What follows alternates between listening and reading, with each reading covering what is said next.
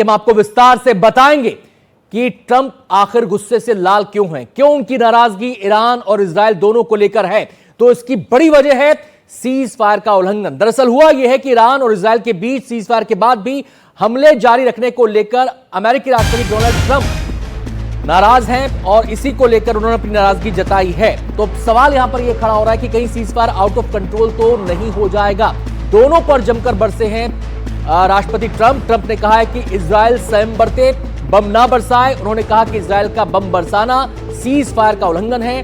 Trump ने Israel और Iran दोनों के रवैये से नाखुशी जताई है। तो इस वक्त की बड़ी खबर हम आपको बता रहे हैं। ट्रंप जिन्होंने कहा था कि शांति की दिशा में कदम आगे बढ़ रहे हैं, और अब जबकि ईरान ने भी सीज फायर का उल्लंघन किया और इजराइल की तरफ से भी बम बरसाए गए, इसको लेकर ट्रंप नाराज नजर आ रहे हैं, गुस्से से लाल नजर आ रहे हैं और एक लक्ष्मण रेखा वो दोनों देशों के बीच यहां पर खींचते हुए नजर आ रहे हैं कि सीज फायर का उल्लंघन उन्हें बर्दाश्त नहीं है, उन्हें यह भा नहीं रहा। इसलिए दोनों देशों को सीज फायर का मान रखना चाहिए, उसका उल्लंघन नहीं करना चाहिए। तो डोनाल्ड ट्रंप ने अपनी बात कही है। उन्होंने क्या कहा यह अब आपको हम सुनाने जा रहे हैं। I don't think so, but I'm not happy that Israel's going out now. There was one rocket that I guess was fired overboard. It was after the time limit and it missed its target. And now Israel's going out. These guys got to calm down. It's ridiculous. I didn't like plenty of things I saw yesterday. I didn't like the fact that Israel unloaded right after we made the deal. They didn't have to unload. And I didn't like the fact that the retaliation was very strong. But in all fairness, Israel unloaded a lot. And now I hear Israel just went out because they felt it was violated by one rocket that didn't land anywhere. That's not what we want, I'll tell you. And I'm telling you, I'm not happy about that, Israel, either. All I do is play both sides. I'm going now, as you know, to NATO. Some of you are going with me, and I think it's going to be successfal. We'll see. I'll let you know. Are you going to see the agreement? It's a new dawn in the Middle East, thanks to the agreement you managed to achieve. What are your future plans for the region, for Saudi Arabia, Israel, Gaza, the hostages? Look, you're asking me about women in the Middle East. It's getting a lot better. Things are happening at a high level. As you know, Saudi Arabia's done a really good job. It's coming out far faster than I thought. So we're very happy about what's happening with women in the Middle East. तो आपने अमेरिकी राष्ट्रपति Donald Trump को सुना। पत्रकारों से वो बातचीत कर रहे थे और सीधे तौर पर उन्होंने कहा कि ये जो हुआ सीज फायर के बाद ये उन्हें अच्छा नहीं लगा। तो यहां पर आप देख सकते हैं ट्रंप के जहन में एक ही सवाल है कि कहीं ये cease fire out of control ना हो जाए। इससे पहले कि हालात और बिगड़े, ट्रंप ने एक इशारा दे दिया है ईरान को भी, इजराइल को भी, कि उन्हें इस सीज फायर का मान रखना ही होगा। सीधे हम रुख करेंगे, हमारे सहयोगी मोहम्मद गजाली हमारे साथ जुड़ गए हैं न्यूज रूम से तमाम पहलुओं पर चर्चा करने के लिए। मोहम्मद गजाली, मेरा पहला सवाल आपसे यह है, लक्ष्मण रेखा यहां पर खींच रहे हैं ट्रंप और डर इस बात का है कि कहीं चीजें आउट ऑफ कंट्रोल ना हो जाएं, उनके भी हाथ से बाहर ना चली जाएं। जी, अगर आप देखें तो पिछले 20-30 साल में किसी भी अमेरिकी राष्ट्रपति ने इस तरह के शब्द इजराइल के लिए उपयोग नहीं किए हैं। और दूसरी अहम बात यह है कि इजराइल को इस पूरे 12 दिन की जंग में किसी भी पश्चिमी देश के राष्ट्रपति ने इतने सख्त शब्दों में ये नहीं कहा कि अब जंग को रोक दें। कहीं ना कहीं डोनाल्ड ट्रंप को ये ख़तरा ज़रूर है कि जो खबरें मीडिया में भी चल रही हैं कि क्या ईरान के न्यूक्लियर प्रोग्राम को पूरी तरह से ध्वस्त किया गया है या नहीं, उस शक में कहीं इजराइल दोबारा ईरान पर हमला ना शुरू कर दे। और ईरान ने आज सीज फायर उल्लंघन के टाइमिंग के बाद जो है मिसाइल दागे हैं, जबकि इजराइल ने सीज फायर की घोषणा से पहले मिसाइल दागे हैं। जब ट्रुथ सोशल पर डोनाल्ड ट्रंप ने पहले ये घोषणा की, उसके फौरन बाद जो है इजराइल ने ईरान पर एक मिसाइल दागा था जो कहीं पर लगा नहीं, जिसके वजह से अपसेट होकर अभी डोनाल्ड ट्रंप जो है ये बयान दे रहे हैं। जी आते हैं मोहम्मद गजाली आपके पास। हम सीधे इस वक्त रुक करेंगे। अंकित त्यागी हमारे संवाददाता ग्राउंड जीरो पर मौजूद हैं, वॉर जोन में मौजूद हैं, इजराइल से लगातार एक एक तस्वीर, एक एक अपडेट हमारे दर्शकों तक पहुंचा रहे हैं। हम सीधे अंकित का रुख करेंगे। अंकित, ट्रंप का यह बयान, डर ये कि कहीं cease fire out of control ना हो जाए, इजराइल में क्या हालात, वहां की तस्वीर क्या है? सबसे पहले मैं आपको अपने पीछे की जो तस्वीर है वो दिखाता हूँ। ये बेरशेबा जहाँ से हम सुबह से रिपोर्टिंग कर रहे थे, इस रेजिडेंशियल बिल्डिंग में जहाँ पर एक मिसाइल आकर सुबह लगा और 4 लोगों की यहाँ पर मौत हुई, उसमें इस वक्त जो सफाई का कार्यक्रम है, आप देख रहे हैं डेब्री को हटाने का कार्यक्रम है वो चल रहा है। अब से कुछ देर पहले बहुत बड़े बड़े ट्रक्स यहाँ पर खड़े हुए थे, जिन्होंने यहाँ पर कम से कम 10 से 15 जो गाड़ियाँ थी उनको उठाया और यहाँ से डालकर उसको ले गए हैं। वो तस्वीरें मैं आपको दोबारा दिखाने की कोशिश करूँगा। एक ट्रक हमें आता हुआ दिखाई पड़ रहा है और कुछ गाड़ियाँ भी बची हुई हैं। तो ये यहाँ पर बहुत तेज़ गति से जो पूरा रबल है, पूरी डेब्री है, उसको हटाने का जो काम है वो चल रहा है। यही वो बिल्डिंग है मेरे पीछे जहाँ पर सुबह जो कुल मिलाकर 6 बारात हुई है मिसाइल्स की, उसमें से एक मिसाइल यहाँ पर आके लगा। हमें और जो ज़्यादा जानकारी मिली है, इस घर के अंदर एक 40 वर्षीय महिला और पुरुष थे जो सेफ जो अपना शेल्टर था उसके अंदर थे, लेकिन उसके बावजूद मिसाइल का जो इम्पैक्ट था वो इतना ज़्यादा था कि उनकी सेफ शेल्टर में मौत हो गई। 3 फ्लोर इस बिल्डिंग के पूरी तरीके से ढह गए हैं और मेरे पीछे इस वक्त जो आप देख रहे हैं ये धूल का गुबार जो है ये यहाँ पर जो पूरी स्थिति को साफ करने के लिए, सामान्य करने के लिए इस वक्त किया जा रहा है। जहाँ तक आप बात कर रहे थे जो सीज फायर है, जिस ट्रूस की आप बात कर रहे थे, उसको लेकर लोग अभी भी बटे हुए हैं। आधे लोग चाहते हैं कि जल्दी से जल्दी हो, कुछ कह रहे हैं कि पूरा मिशन खत्म होने के बाद ही यहाँ पर इसको छोड़ना चाहिए। जी अंकित, सवाल अब मेरा आपसे ये है, ये आप बता रहे हैं कि मलबा हटाने का काम चल रहा है, इलाके को साफ किया जा रहा है, बड़ी बड़ी मशीनें यहाँ पर लगी हुई हैं। जो रेस्क्यू ऑपरेशन चला था, शुरुआत में आपने जानकारी दी थी कि 4 लोगों की उसमें मौत हुई है, क्या कोई अपडेट इससे जुड़ा है कि घायलों की एग्जैक्ट संख्या क्या है और क्या डिटेल्स इस बारे में मिल पा रही है?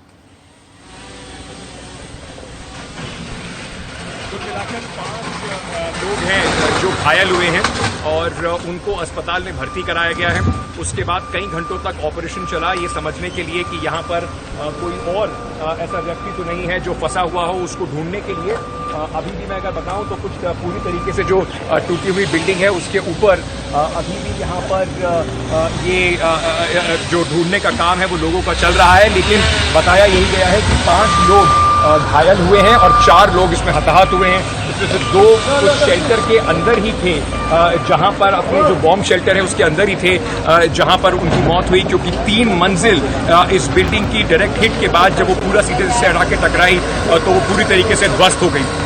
जो ये 4 लोग यहाँ पर मारे गए हैं उससे आशुतोष हमें ये समझना होगा कि जो यहाँ के प्रधानमंत्री हैं उनके लिए बड़ी मुश्किल पैदा हो गई है, क्योंकि इजराइल में कम से कम ये देखने को जरूर मिला है कि अगर आपका कोई सामान का नुकसान होता है, बिल्डिंग ध्वस्त होती है, लोग उसको फिर भी माफ कर देते हैं, लेकिन अगर जानी नुकसान होता है तो उसके बाद प्रधानमंत्री के लिए बहुत मुश्किल हो जाता है किसी भी तरीके की सीज फायर पर लौटना। शायद इसी वजह से बेंजामिन नेतन्याहू अभी तक आधिकारिक तौर पर सीज फायर का अनाउंसमेंट है जो वो अभी कर नहीं पाए।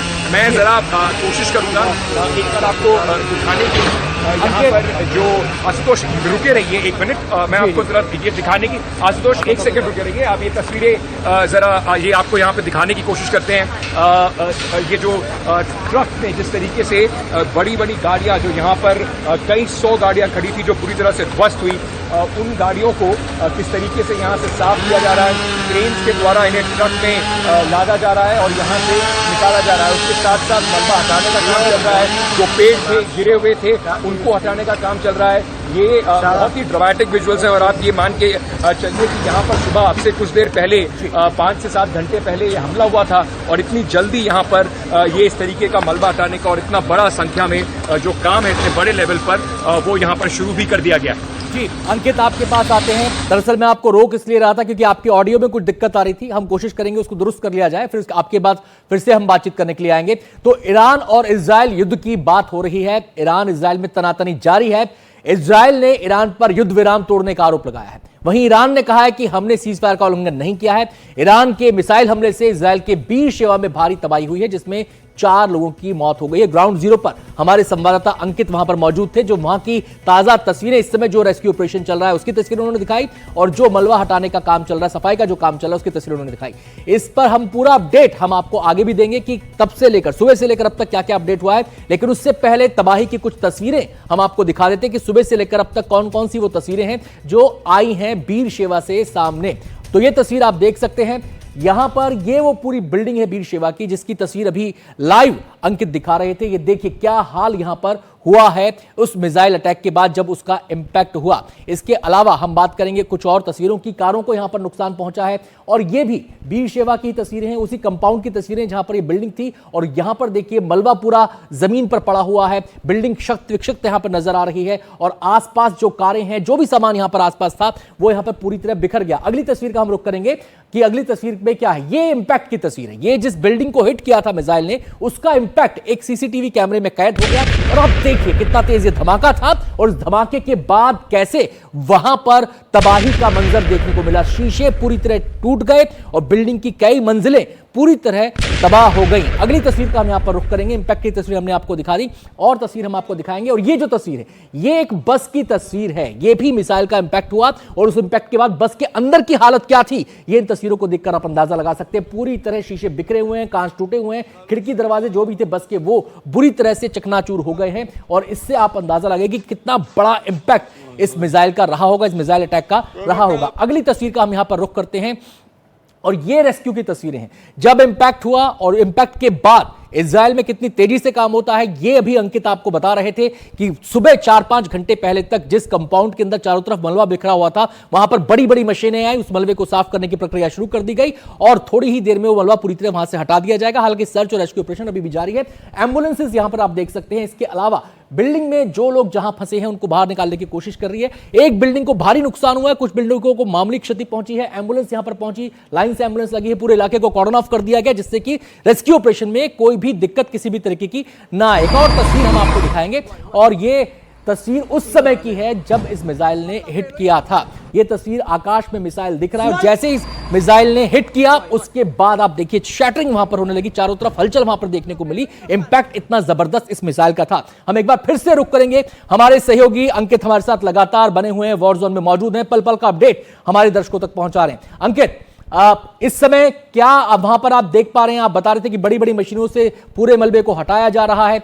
क्या यहां पर जो लोग रह रहे थे उनको कैंप्स में पहुंचा दिया गया है या लोगों की कुछ प्रतिक्रिया अगर मिल पाई हो तो वो क्या सोच रहे हैं? अनंत, ये सिर्फ जो बिल्डिंग है जो मेरे पीछे आप देख रहे हैं इसको बिल्डिंग ही नहीं, इसको भी देखिए वहाँ पर जो सीढ़ी नीचे उतारी जा रही है, उसको भी ऊपर से जो खतरनाक इसका छज्जा है उसको तोड़ने की कोशिश की जा रही है जिससे कि जो कम से कम इस बिल्डिंग में जो खतरा है वो हट जाए। मेरे पीछे जो आप ये देख रहे हैं ये ट्रक बड़ी गाड़ियों को लाद कर यहाँ से ले जाता हुआ आपको दिखाई पड़ेगा। जो सिर्फ इस बिल्डिंग के अंदर जो नुकसान हुआ है ये सबसे ज्यादा क्योंकि इसने डायरेक्ट हिट इस बिल्डिंग में हुआ, लेकिन उसके बाद जो आसपास की जो कई सारी बिल्डिंग्स हैं वहां पर भी बहुत जबरदस्त नुकसान हुआ है और यहां से कम कई 100 फैमिलीज ऐसी हैं जिनको यहां से निकाल दिया गया है और उनको होटल्स में और बाकी संस्थानों में ले जाके सुरक्षित वहां पर रखा गया है क्योंकि उनके घरों के शीशे टूट गए हैं, खिड़कियां टूट गई हैं, पूरी तरह से कांच फैला हुआ है। तो कोशिश यही की जा रही है कि कहीं ना कहीं जो यहाँ पर स्थिति है उसको जल्दी से जल्दी ये साफ किया जाए, सामान्य किया जाए और उसके बाद इसका रिकंस्ट्रक्शन का काम शुरू किया जाए। जी अब वीर शेवा के जिस इलाके में अंकित आप मौजूद हैं, क्या ये पूरी तरह रेजिडेंशियल इलाका है या यहां पर कमर्शियल बिल्डिंग्स भी हैं और यहां पर अब एहतियात और सतर्कता किस रूप में देखी जा रही है? क्योंकि इंपैक्ट बड़ा हुआ है। तस्वीरें आप जो दिखा रहे हैं वो तबाही की भयानक तस्वीरें। बिल्कुल, ये पूरा तबाही का मंजर इस वक्त बयां कर रही हैं और ये पूरा जो इलाका है ये रेजिडेंशियल इलाका है। यहाँ पर आसपास जो मैंने देखा है पूरा बड़ी बड़ी बिल्डिंग्स हैं जिसमें लोग रहते हैं। इसके आसपास की जो बिल्डिंग्स हैं वो भी पूरा रिहायशी इलाका है। तो इस रिहायशी इलाके पे हमला हुआ है। बल्कि मैं आपको ये बताऊं कि बेरशेबा जो शहर है इस पे ये पिछले एक हफ्ते से कम के समय में तीसरा हमला है। सबसे पहले पिछले थर्सडे को यहाँ पर एक हॉस्पिटल है वहाँ हमला हुआ, इसमें करीब 80 से 85 जो लोग हैं वो जख्मी हुए। उसके बाद अगले ही दिन फ्राइडे को यहाँ पर फिर एक हमला हुआ, 5 लोग इसमें जख्मी हुए और उसके बाद जो आज का हमला है, आज के हमले के बाद इसमें करीब जितना भी लोग हैं, जो 4 लोग मारे गए हैं और 5 लोग घायल हुए हैं। तो लगातार यहाँ पर बेरशेबा शहर में ये तीसरा बड़ा हमला पिछले एक हफ्ते से कम के समय में देखने को मिला है।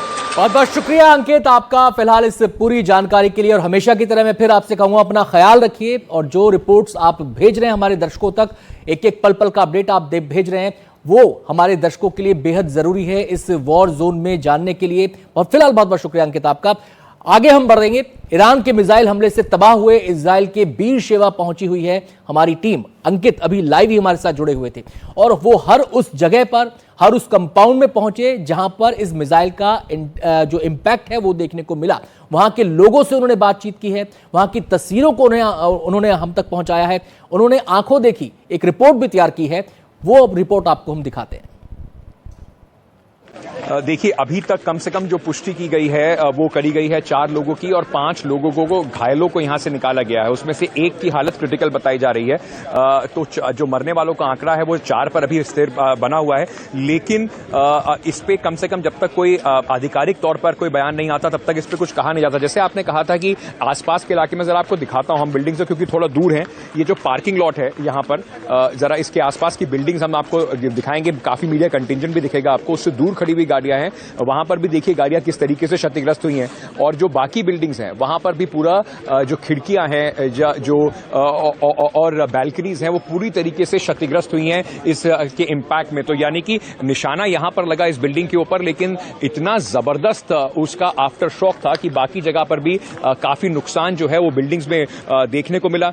एक बात और भी आपको मैं बता सकता हूं, शुरुआत में जब से ये लड़ाई शुरू हुई है तब से अगर कहें तो अब तक 25 से ऊपर लोगों की इजराइल के अंदर मौत हुई है और ज्यादातर मौत जो उम्रदराज लोग हैं, जो बूढ़े लोग हैं, उनकी हुई है, क्योंकि वो समय पर शेल्टर में नहीं पहुंच पाए। जैसे सुबह से आप हमारी रिपोर्टिंग में देख रहे थे कि जब हम लोग रिपोर्ट भी कर रहे थे तब सायरन्स बज रहे, तो हमको भी भागना पड़ा शेल्टर की तरफ। ये वहां पर वो लोग थे जो समय पर शेल्टर में नहीं पहुंच सके और डायरेक्ट हिट के बाद यहां पर उनका इतना नुकसान हुआ और 4 लोगों की इस पूरे मसले में मौत हो गई।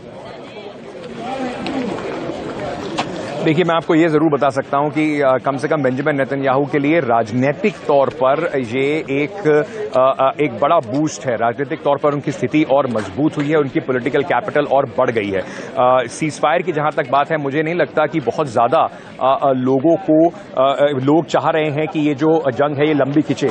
और साथ साथ लगातार अमेरिका और इजराइल इस बात को कहता आया है कि इस पूरे ऑपरेशन का जो 12 दिन पहले शुरू हुआ, इस पूरे ऑपरेशन का मकसद ईरान के परमाणु जो हथियार बनाने की क्षमता है उसको खत्म करने का था। तो कहीं ना कहीं जब अमेरिका ने वहां पे जो न्यूक्लियर साइट्स हैं उस पर बॉम्ब गिराया, उसके बाद से लगातार इस तरह की बात कही जा रही है कि देखिए ऑब्जेक्टिव इस मिशन का पूरा हो गया, यानी कि एक ग्राउंड बनाने की कोशिश की जा रही है कि ऑब्जेक्टिव खत्म हो चुका है। तो अब इस लड़ाई को बहुत ज्यादा लंबा मुझे नहीं लगता कि लोग चाहते हैं देखना। इस नुकसान का लोगों में गम जरूर है, लेकिन अगर आज सीज फायर आती है तो मुझे नहीं लगता उसका बहुत ज्यादा विरोध इजराइल में देखने को मिलेगा। पूरा इलाका जो है यहां पर आपको सिर्फ जो विध्वंस के जो निशान हैं वही दिखाई पड़ेंगे। बिल्डिंग पूरी टूटी हुई है, साथ ही साथ कई गाड़ियां यहां पर टूटी हुई हैं। ये तो बिल्डिंग के कंपाउंड के अंदर है, यानी कि इस दीवार के पीछे है। अगर मैं घुमाकर अपने कोशिश करूंगा कि मैं आपको अगर दिखा सकूं, यहां पर अभी भी रेस्क्यूअर्स जो हैं वो अंदर खड़े हुए हैं और जो रेस्क्यू का काम है वो पूरी तरीके से जारी है। जहां पे कोशिश करेंगे आपको दिखाएं, क्षतिग्रस्त गाड़ियां भी आपको दिखाई पड़ेंगी इस पूरे पार्किंग लॉट में, और जगह जगह पर टूटे हुए पेड़, पूरी तरीके से क्षतिग्रस्त बिल्डिंग्स जो हैं वही दिखाई पड़ रही हैं। ऑरेंज हेलमेट में जो लोग आपको दिखाई पड़ रहा है, पूरा कंटिंजेंट, ये वही रेस्क्यू वर्कर्स हैं जिन्होंने घुसकर यहां पर लोगों को बाहर निकालने की कोशिश की थी और 5 लोगों को यहां से वो बचा भी सके। फौज के भी आपको यहां पर अधिकारी बहुत सारे जो हैं वो दिखाई पड़ रहे हैं। यहां पर जिस पार्किंग लॉट में मैं इस समय खड़ा हुआ हूं, उस पार्किंग लॉट की भी अगर मैं बात करूं तो यहां पर भी बहुत नुकसान हुआ है। यहां पर जहां मीडिया खड़ा हुआ है उसके पीछे आप ये देखेंगे तो ये गाड़ी जो है वो पूरे तरीके से क्षतिग्रस्त हुई गाड़ी आपको दिखाई पड़ रही है। और ऐसी तमाम यहां पर गाड़ियां और बिल्डिंग्स जो हैं वो बिल्डिंग्स इस तरीके की हैं जो आपको बता रही हैं कि यहां पर कितना जबरदस्त इंपैक्ट जो है वो हुआ है। आसपास के लोग जो हैं, उन्हें जो बिल्डिंग्स हैं उनसे घरों से अब हटा दिया गया है, उन्हें सुरक्षित जगहों पर लेके जाया गया है। जिस वक्त इंपैक्ट हुआ होगा, ये जो कार आप देख रहे हैं जो पूरी तरह से क्षतिग्रस्त है, इसके जो इमरजेंसी लाइट जलती हुई आपको दिखाई पड़ रही है, ये उस वक्त से लगातार जलती दिखाई पड़ रही है। यहां अभी करीब 4 साढ़े 4 घंटे हो चुके हैं इस अटैक को, और उसके बाद भी आपको ये पूरा जो मंजर है वो आपको बताएगा कि किस तरीके का यहां पर नुकसान हुआ है। जो बाकी बिल्डिंग्स हैं उसमें भी आपको देखिए खिड़कियां, दरवाजे टूटे हुए नजर आ रहे होंगे, लटके हुए नजर आ रहे होंगे। कुल मिलाकर जो सीज फायर से पहले एक कोशिश थी ईरान और इजराइल की, क्योंकि इजराइल ने भी इससे पहले वहां पे ईरान में हमला किया और अब ईरान का हमला हुआ, दोनों कम से कम अपने लोगों को जाके बता सकें कि हमने अपनी तरफ से पूरा मुंह तोड़ जवाब दिया है और अब वक्त शायद शांति का है। तो अंकित की इस रिपोर्ट में आपने देखा किस तरीके से तबाही का मंजर इस इलाके में है। बीरशेवा ये इलाका, रिहायशी इलाका, और जैसा कि अंकित ने बताया कि 3 बार इसको निशाना ईरान की मिसाइलों ने बनाया है और काफी तबाही वहां पर हुई है। तबाही की आंखों देखी, ये देखिए पूरी बिल्डिंग, ये कारें, ये पेड़, सब कुछ मिट्टी में मिल गए यहां पर इस मिसाइल अटैक के बाद। और इस पूरी तबाही के बीच, ये तबाही की आंखों देखी हम आपको दिखा रहे हैं, इस पूरी तबाही के बीच जीवन को बचाने का ऑपरेशन भी चल रहा है और वो ऑपरेशन भारत चला रहा है। ईरान में युद्ध के संकट के बीच भारत ऑपरेशन सिंधु के तहत अपने नागरिकों को वापस ला रहा है। भारत सरकार के ऑपरेशन सिंधु के तहत अब तक 2295 लोग भारत लौट चुके हैं। लौटे हुए लोगों ने राहत की सांस ली है और उन्होंने बताया कि अपनी आंखों से उन्होंने कितना खौफनाक मंजर वहां पर देखा था।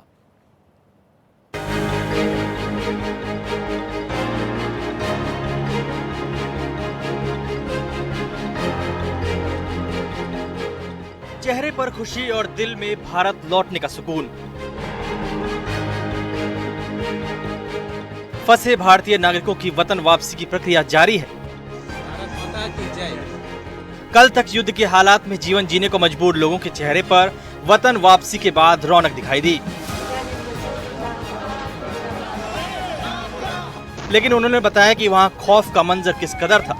ईरान के मशहद से एक विमान दिल्ली पहुंचा तो भारतीय वायुसेना के एक C-17 सैन्य परिवहन विमान ने इजराइल में रह रहे 165 भारतीयों को निकाला। सिचुएशन सर अभी तो जब हम लोग वहाँ पे थे तो सिचुएशन तो ठीक नहीं थी, क्योंकि हम लोग के सर के ऊपर से मिसाइलें जा रही थी और थोड़ा डर का माहौल। हम लोग हॉस्टल में रहते थे तो सायरन बजते हैं रात भर, फिर हम लोग अंदर बंकर में जाते हैं। तो बट और जगह के अपेक्षा मेरी जगह में थोड़ा सा सिचुएशन ठीक थी, क्योंकि मैं जेरूसलम में था, बट चीज़ें फिर भी डरावनी थी।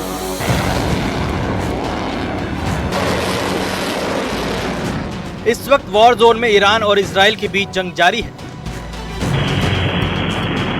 अब तक 2295 भारतीय नागरिकों को ईरान से सुरक्षित वापस लाया जा चुका है। भारत पहुंचे लोगों ने सुरक्षित वापसी के लिए सरकार का आभार जताया। जैसे कि आपको पता होगा, सुषमा स्वराज मैम जब थे उन्होंने भी एक बात बोली थी कि if you are Indian citizen, if you want stocked in March then we will evacuate you. और अभी जो जेपी सिंह सर है हमारे, जो जिनके दी डिप्लोमेट मूवी में जिनका रोल किया गया था, तो वो इजराइल में थे अभी। तो हमें काफी भरोसा था कि हम आ जाएंगे अगर सिचुएशन ज्यादा एस्केलेट होता है तो thanks to India government, they bring back home. They have helped us a lot. I mean, really, so appreciable. Like, उन्होंने इतना efforts किया. They have taken us to here in the special aircraft. So I'm really so thankful and really from heartily, I'm really thankful.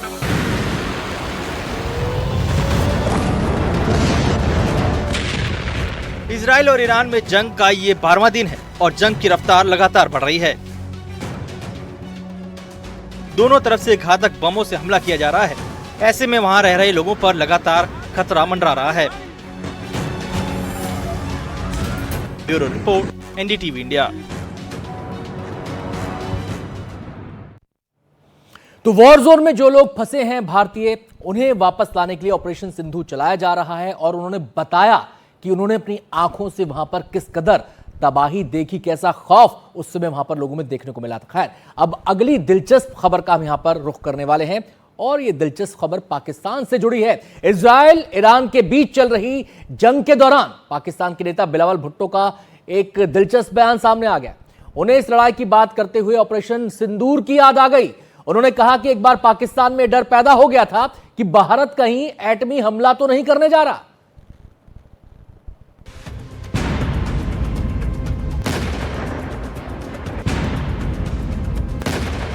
Iran और Israel के बीच मिसाइलों की मार देखकर Pakistan peoples party के नेता बिलावल भुट्टो को ऑपरेशन सिंदूर की याद आ गई।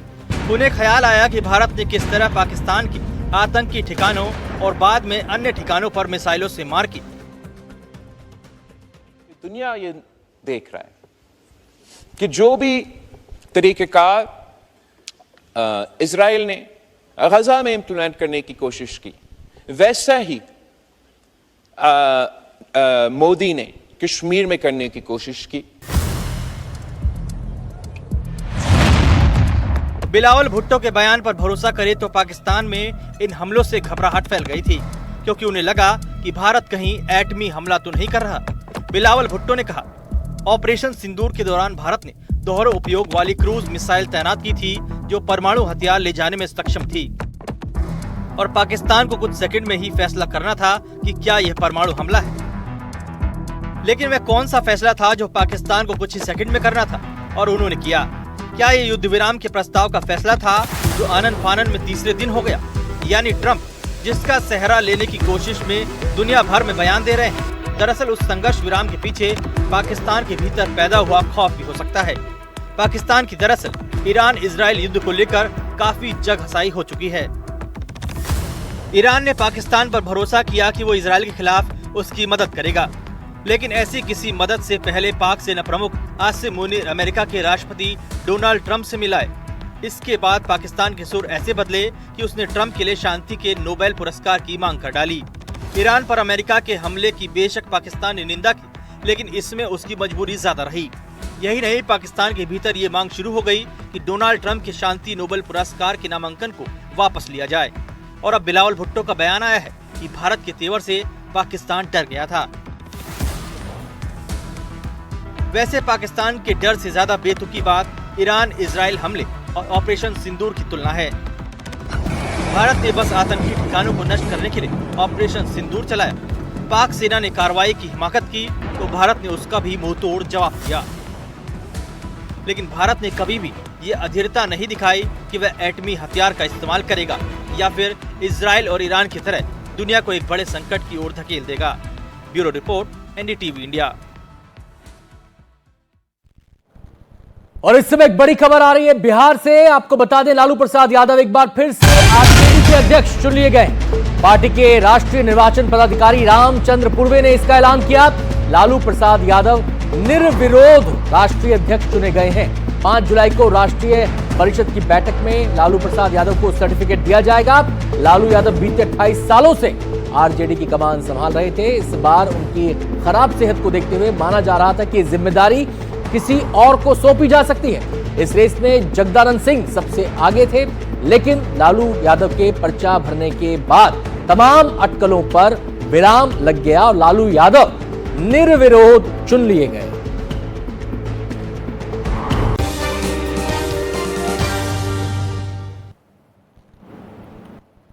ब्रेक के बाद स्वागत है आपका। 5 की बात आप देख रहे हैं। इस समय की बड़ी खबर आपको बता दें, इजराइल के प्रधानमंत्री और अमेरिकी राष्ट्रपति ट्रंप की फोन पर बात हुई है। सीज फायर उल्लंघन पर ट्रंप की नाराजगी के बीच हुई ये बातचीत। अमेरिकी राष्ट्रपति ने इजराइल पर नाराजगी जताई थी, लेकिन ट्रंप नेतन्याहू की बातचीत के बाद भी इजराइल का हमला, इजरायली जेट ने ईरान के रडार को निशाना बनाया। हालांकि इजराइल ने इसे सांकेतिक हमला बताया है। तो लगातार भले ही सीज फायर का ऐलान हो गया हो, लेकिन मामले में ट्विस्ट एंड टर्न्स लगातार आ रहे हैं। इजराइल ईरान पर आरोप लगा रहा है कि सीज फायर का उल्लंघन तुमने किया। ईरान इजराइल पर आरोप लगा रहा है कि सीज फायर का उल्लंघन तुमने किया। उसके बाद ट्रंप की नाराजगी सामने आती है। ट्रंप दोनों को हिदायत देते हैं कि सीज फायर का मान रखें, यानी कि उसका पालन करें। डर ये ट्रंप के दिमाग में है कि कहीं स्थितियां आउट ऑफ कंट्रोल ना हो जाएं। लेकिन इस सबके बीच अब यह खबर ये कि अमेरिकी राष्ट्रपति डोनाल्ड ट्रंप और इजरायली प्रधानमंत्री बेंजामिन नेतन्याहू के बीच फोन पर बातचीत हुई है।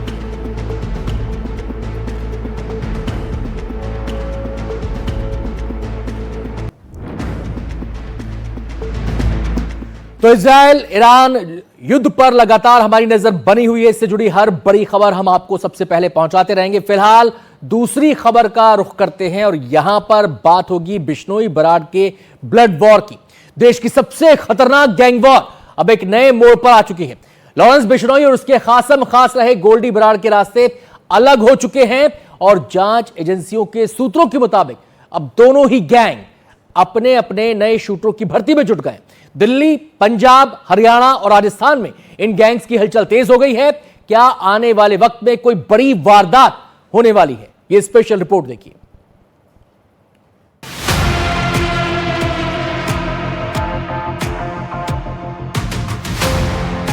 एक लॉरेंस बिश्नोई और एक गोल्डी बराड़, दोनों ने कभी साथ जुर्म किए, साथ गैंग चलाया।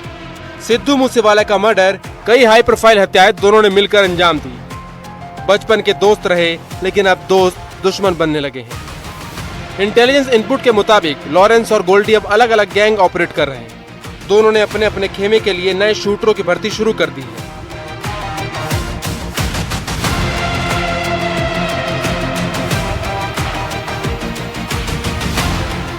गोल्डी बराड़ ने अमेरिका में बैठकर एक ऑडियो जारी किया है जिसमें वो लॉरेंस बिश्नोई और अनमोल बिश्नोई से अलग होने की बात कर रहा है। इस ऑडियो से ये साफ हो गया है कि क्राइम का इंटरनेशनल सिंडिकेट अब एक नई शक्ल ले रहा है। हाँ जी, सत श्री अकाल जी, राम राम जी सारे भाइयों को। मैं गोल्डी बराड़। ये वॉइस मैसेज मेरा 2 मैसेज है इसमें। एक तो पहली बात तो जो गंगानगर में 1-2 दिन पहले आशीष गुप्ता जो है, ये जो कारोबारी है और ये जो अपना ये लैंड माफिया चला रखे है, इसने इस पे जो हमला हुआ है वो मैंने और रोहित गोदारा भाई ने करवाया है। ठीक है, इसको मारना नहीं था, इसको थोड़ा सबक सिखाना था, इसलिए इसके टांग पे गोली मारी है। ठीक है, अगर समझेगा तो बढ़िया बात है, नहीं तो अगली बारी सर पे भी मरवा देंगे, कोई दिक्कत नहीं। और ये हमने ये पोस्ट वगैरह डालनी नहीं थी, क्योंकि हम मर्डर से कम किसी चीज की पोस्ट डालते नहीं है जल्दी कहीं, जब तक कोई और कारण ना हो। पर ये काम मैंने और रोहित भाई ने कराया, लेकिन एक झूठी पोस्ट जो न्यूज में और सोशल मीडिया में चल रही है अनमोल बिश्नोई के नाम से, अब पता नहीं ये इन्होंने क्यों डाली है पोस्ट या क्यों नहीं है, वो इनको पता होगा। पर हमारी अनमोल बिश्नोई से अब बनती नहीं है, ये चीज सारे भाइयों को हमने क्लियर करी हुई है। लॉरेंस साबरमती जेल में बंद है, लेकिन फिर भी गैंग ऑपरेट कर रहा है और हाल ही में कई बड़ी वारदातों के बाद उसके गैंग के जो सोशल मीडिया पोस्ट आए उसमें गोल्डी का नाम नहीं था।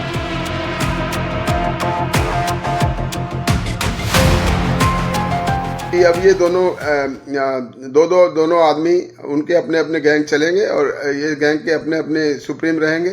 एक लॉरेंस बिश्नोई गैंग को उसका भाई अनमोल चलाएगा और गोल्डी बराड़ और रोहित गोदारा जो कि अमेरिका में बताए जा रहे हैं वो अपना अलग से गैंग चलाएंगे और आपस में इनकी वर्चस्व की लड़ाई रहती है। सूत्रों के मुताबिक लॉरेंस गैंग पंजाब के ग्रामीण इलाकों और हरियाणा के अपराधी बैकग्राउंड वाले युवाओं को टारगेट कर रहा है। वहीं गोल्डी कनाडा से वर्चुअल इंटरव्यू के जरिए चुनिंदा लड़कों को शामिल कर रहा है। भर्ती में शर्तें भी रखी गई हैं, वफादारी, मोबाइल की लोकेशन छिपाने की ट्रेनिंग और सोशल मीडिया इस्तेमाल पर पाबंदी है।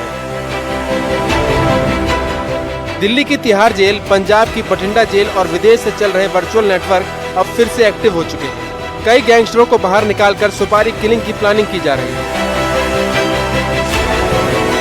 क्वाइट पॉसिबल है, इसमें कोई बड़ी बात नहीं है, क्योंकि गैंगस्टर्स जो हैं ये कोई अपनी वर्चस्व की लड़ाई यानी कि अपने आप को सुप्रीम बताने के लिए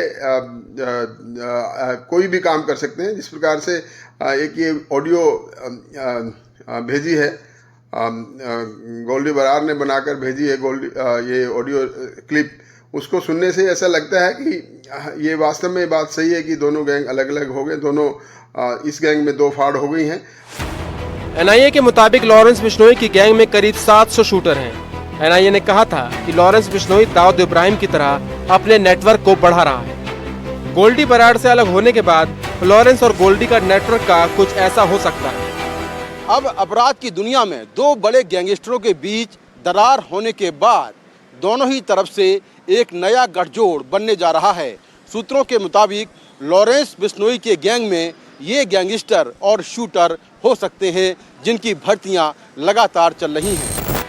नोनी राणा उर्फ काला राणा, तिहाड़ जेल में बंद गैंगस्टर काला जठेड़ी, अमेरिका में बैठा जग्गा धूरकोट, अमेरिका में बैठा अनमोल बिश्नोई, इटली में बैठा अमरजीत बिश्नोई, गोगी गैंग का कमाल संभाल रहा दीपक बॉक्सर। वहीं गोल्डी बराड़ इन गैंगस्टरों से हाथ मिला सकता है। अमेरिका में बैठा रोहित गोदारा, पुर्तगाल में बैठा हिमांशु भाऊ, गुरुग्राम की जेल में बंद कौशल चौधरी, तिहाड़ जेल में बंद नीरज बवाना, आर्मेनिया में बैठा गैंगस्टर लकी पटियाल, पंजाब की जेल में बंद गैंगस्टर जग्गू भगवनपुरिया और टिल्लू राजपुरिया गैंग। तो एक तरफ लॉरेंस बिश्नोई, दूसरी तरफ गोल्डी बराड़ और बीच में फंसी है देश की कानून व्यवस्था। अब देखना होगा कि ये गैंग वॉर कब और किस मोड़ पर जाकर रुकती है या फिर कोई बड़ी वारदात फिर से देश को हिला देगी। नई दिल्ली से कैमरा पर्सन पूजा आर्या के साथ मुकेश सिंह सेंगर, NDTV इंडिया।